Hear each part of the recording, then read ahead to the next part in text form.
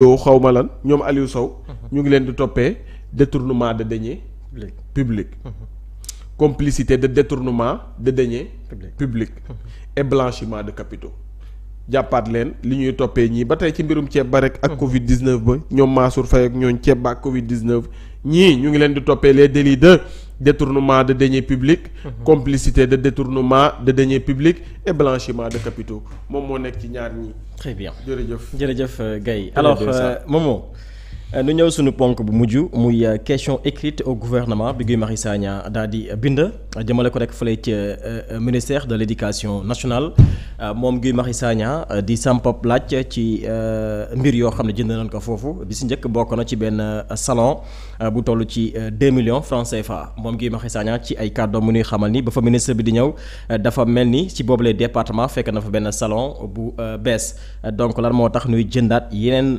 meuble jëndee ko lii di 2 millions francs CFA moom Guy Marius Sagna aussi yemul foofu daanaka matériel pour ndékki ministre bi daal dina koy jëndee lu tolloog 650 000 francs CFA waaw ay question la léegi nag moom muy daal di sampap laaj ndax loolu normal na ak boobule njëkk daanaka sax moom yemul foofu ba tey mu continuer ci ay laajam marché bi nga xam ne aussi joxe na ko te amul li nga xam ne nag moo di appel d'offre ak li nga xam ne nag moo di mbirub concurrence donc nag moom Guy Marius Sagna di laajte bu fekkee loolee am na lan moo koy daal di justifier alors Momo nan nga jàngatee question écrite au gouvernement yi nga xam ni Guy Marius Sagna def na ko jëmale ko rek fële ci ministère de l'éducation ñeel tapis boo xam ni jënd nañ ko ci 1 million bu fekkee am na salon bi 2 millions ak li nga xam ne nag moo di bagage yu ñuy ndékkee tollu ci 650 000 francs CFA.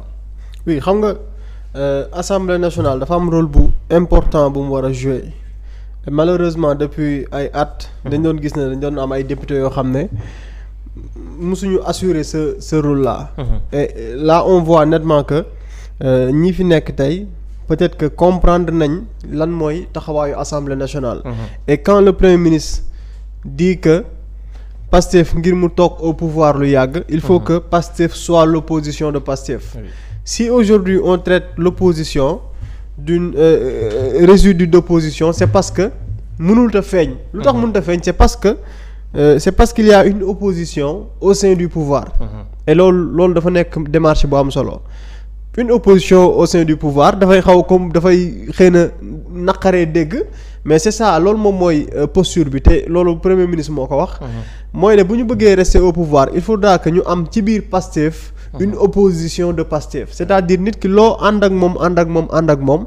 soo nekkee député à l'Assemblée nationale askan wi tànn la wóolu la teg la fa. doo ci xool sama question écrite yi de man député Pastef laa waaye. Cheikh Thioro Mbacké wala docteur Ismaïla Diallo wala Cheikh Bara Ndiaye wala diw ku mu ci doon ci yéen. doo ci xool ne kii ministre bi sama xarit la.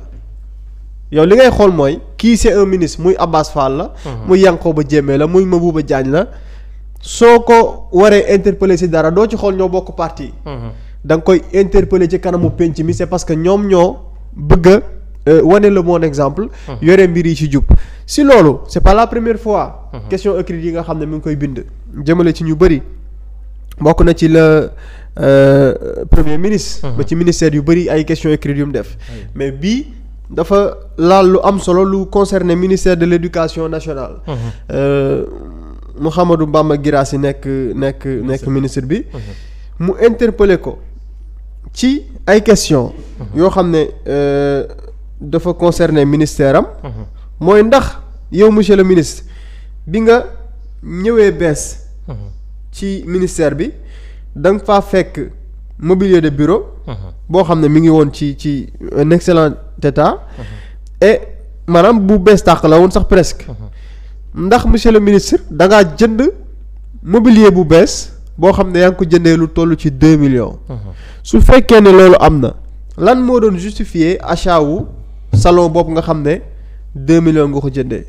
mu ne ko monsieur le ministre est-ce que da nga jënd ab tapis. iranien boo xam ne yaa ngi ko jëndee ci lu toll ci 1 million de francs CFA ak xaalisu ministère de l'éducation nationale pour ce bureau su fekkee am na lan mooy justification. ci achat boobee ak prix bi. mu ne ko monsieur le ministre est-ce que da ngaa jënd matériel bu petit déjeuner ndekki à 650 000 francs CFA bu dee am na ndax loolu normal na achat boobu noonu ci prix bu toll noonu mu ne ko monsieur le ministre pratiquez-vous le phénomène de la régularisation consistant à prétexter une urgence pour accorder un marché à un individu ou un cabinet de votre choix sans respecter le principe de la concurrence et pendant l'exécution du marché commencer à fabriquer de fausses concurrences avec des justificatifs ndax ci li ñuy woowee phénomène de la régularisation loolu da ndax da ngay def loolu nga xam ne moom mooy consister di wut prétexte que ne dafa am urgence ngir mën a jox marché koo xamante ne nii daf la neex yow yaa ko choisir sa bopp sans respecter principe bu concurrence et ci exécution marché bi di fabriquer ay fausses concurrence ak ay justificatifs muy une question bu mu adressé au ministère de l'éducation nationale question yu bëri na mais damay revenir rek ci beneen boo xamante ne nii def na ko oui parce que question yi mu adressé oui bii par exemple par rapport ak mbirub LGBT daf si defoon une question ministère de l'intégration africaine et des Sénégalais de l'extérieur tontu ko mu daal di koy poser waat question mu ne objet preuve du prosélytisme LGBT du Canada au Sénégal mu ne ko madame la ministre de l'intégration africaine et des Sénégalais de l'extérieur j'ai lu avec beaucoup d'attention votre réponse à ma question écrite dont l'objet était les financements LGBT canadiens au Sénégal. À la deuxième page de votre réponse vous dites cependant à l'heure actuelle aucune information ou donnée pertinente n'est parvenue à mon département établissant le financement de certaines structures promouvant les LGBT. mu ne ko madame la ministre quand vous tapez dans un moteur de recherche le Fonds canadien d'initiative locale Sénégal 2025 vous verrez priorité thématique tous les projets doivent s'aligner sur au moins une des priorités thématiques du FCIL la gouvernance inclusive y compris la diversité LGBTQ nangam la démocratie les droits de la personne et de l'état de droit.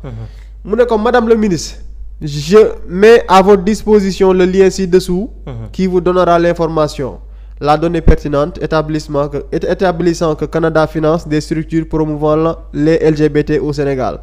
defaral ko lien bi mu ne ko cela veut dire que Canada propose au Sénégal à travers son fonds canadien d'initiation locale de financement des organisations LGBT.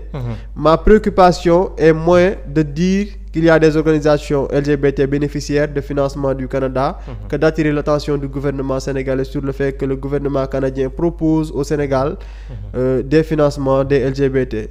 Autrement dit, le Canada encourage les LGBT au Sénégal, les encourage à s'organiser et cerise sur le gâteau leur accorde une prime à travers des financements. Donc muy une question importante muy ñaar rek yu ma seppi ci tant d'autres questions boo yoo xam ne loo si jël c'est important mais mu nekk taxawaay bu am solo parce que dañ daan gis député yoo xam ne suñu bokkee ci kaw pouvoir rek dañuy dem tëdd ji nelaw jàpp seen ñaambur bàyyi gouvernement mu doxal mais ñii ils sont là ak seen ay alliés ak ñu bokkal parti mais terewul ñu ngi leen di interpeller sur des questions parce qu'ils ont compris que li am solo mooy c'est pas que ñu bokk Pastef wala déet li am solo mooy askan wi ma fal ngir ma taxawal leen fii dama ko war a mate donte ñoo bokk parti waaye devant l'Assemblée nationale je représente ce peuple bi nga xam ne moom moo ma tànn donc vraiment rafetlu taxawaayam bu baax a baax defar na ay questions bàyyi ko fi dem Inde bàyyi leen fekk coow li nañu tontu gaaw balaa moo ñibbisi moo gën de Vito mais na nga tontu xam nga Ousmane Sonko wax na leen ne je les montre la lune eux ils vont fixer xaw ma lan mon doigt yii nii du information yu Guy Marius Sagna war a génnee wala du question yu Guy Marius Sagna war a laajte c'est anormal Guy am na temps bu bare boo xamante ne war na koo def parce que parti pouvoir la bokk war na nekk di publier war na nekk di wane seen nàngam war na nekk di wane seen kii yeeg seen xawma lan waroon na instant yi waroon na def benn publication boo xamante ne c'est en rapport avec la loi d'amnistie wala genre affaire yooyu mais xam nga lu tax mu koy def opposition bi ko war a def defuñ ko opposition bi ñoom seen problème Ousmane Sonko la dugg ca biir direction ya ak ministère ya loqate ay mbir loqate ay affaires yow loolu rek lañ la sant xoolal lu baaxul nga dénoncé waaw lu tax ñoom yóbbuñu information bi fan la ñuy ne ba Guy Marius Sagna député boo xamante ne parti au pouvoir la bokk war a mën a laajte question bii te Thierno Alassane Sall mënta yëg lii seen liggéey la woon de talu ko de. Anta Babacar Ngom lan la tax ba mënta yëg lii ñeneen ñi démissionné ne moom xawma lan mais lan moo tax mënuñoo yëg lii chroniqueur yi nga xamante ne dañuy nàngam topp li nga xamante ne moom mooy lii lan moo tax mënuñoo yëg genre mbir yu mel nii di yuy xew peut-être ci direction yi wala nàngam ba laajte ko mais ñu ngi ci Ousmane Sonko il balance Ousmane Sonko il nàngam Ousmane Sonko waru toogee nii ñoom daal àdduna bi yëpp ci Ousmane Sonko lañ ko bëgg lii te fekk na réew maa ngay daw mais c'est anormal au moins nag faites votre boulot léegi lii imaginer lii question bi imaginer li Guy Marius Sagna def nii xaaral rek ma wax li Guy Marius Sagna def nii ne ko le ministre vous avez acheté un nouveau salon pour bureau à 2 millions de francs CFA. Si oui, qu'est-ce qui justifiait l'achat d'un salon neuf à 2 millions de francs? Monsieur le ministre, avez-vous acheté un tapis iranien à 1 million de francs CFA avec l'argent du ministère pour votre bureau? Si oui, qu'est-ce qui justifiait cet achat à ce prix? Monsieur le ministre, avez-vous acheté un matériel de petit déjeuner à 600 050 francs? Si oui, 650 000 francs. Si oui, trouvez-vous normal cet achat et à ce prix? waaye yow lii bu imaginez lii bu nekkoon Thierno Alassane Sall moo ko laajte. porté bu lii war a am. imaginez bu nekkoon Pape Djibril Fall moo ko laajte. imaginez bu nekkoon keneen ak keneen mais ñoom ñu ngi fii ci mbirum gedd mbirum nangam alors que réew maa ngi daw. léegi ñii ils sont obligés ñoom da def liggéey bi nga xamante ne waa opposition bi ñoom ñoo ko waroon a def. léegi ñoom yow tey nga wax ñu il balance. suba nga wax ñu tapis rouge ginnaaw suba nga wax ñi mu solee mbaxanaam bi baaxul. ginnaaw suba nga wax ñi il n'est pas éloquent ñoom seen opposition lépp ci turu Ousmane Sonko alors que am na yeneen yuy xew ci réew mi. wala yeneen yiy xew ci réew mi intéressé wu leen Ousmane Sonko rek leen intéressé. foofu nañu ko teg de. man foofu laay laajte man lan moo tax ñii opposition di bàyyi ay Guy Marius Sagna di def seen liggéey. loolu daal man bëgg naa nit ñi tontu ma lii du liggéeyu Guy Marius Sagna liggéeyu opposition la. même bu dee Guy mi ngi koy def. mais waroon ngeen ko cee jiitu. waaw waru leen toog di xool Guy di def yoo xamante ne li ñuy wax l'opposition de Pastef doit Pastef doit être l'opposition de Pastef ça c'est pas normal l'opposition de Pastef doit être l'opposition. Mais si l'opposition se prend vraiment inexistante. ba Pastef obligé nekk son opposition à elle-même. pour ngeen génnee leen fi dina yàgg de. bu ngeen bàyyiwul Ousmane Sonko. bàyyi leen à ce rythme. du yomb de. ku ko wax nag ngeen ne xaw ma lan. bàyyi leen Ousmane Sonko di balancer di def ay yëf di tëdd ci salon ba di def ay mbir. di tëdd ci assemblée nationale ba di ngeen ba ko ba pare di yéen manquement yi. yéen vous avez le ministère de la parole. kenn laaju leen dara. kenn laaju leen résultat amu leen bilan amu leen programme ci dara. lenn lañ leen laaj mooy topp leen ñi def leen marquage à la culotte. fu ñu génn fu ñu wàqee ngeen suul mais positivement te mu ànd ak bonne foi. xam nga ne li Guy Marius Sagna def nii kenn du ne mauvaise foi la. léegi nag on attend nag la réponse du ministre.